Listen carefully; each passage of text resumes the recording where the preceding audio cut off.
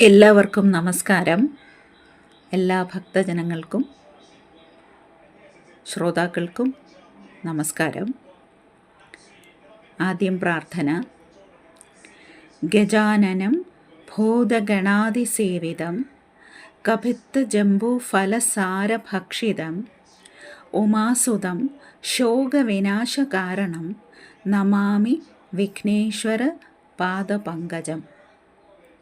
അടുത്തതായി വാണി ഭഗവതിയെയാണ് സ്തുതിക്കുന്നത്. സരസ്വതി നമസ്തുഭ്യം വരദേ കാമരൂപിണി വിദ്യാരംഭം കരിഷ്യാമി സിദ്ധിർഭവതു മേ സദാ. അടുത്തതായി ഗുരുവിനെ വന്ദിക്കുന്നു.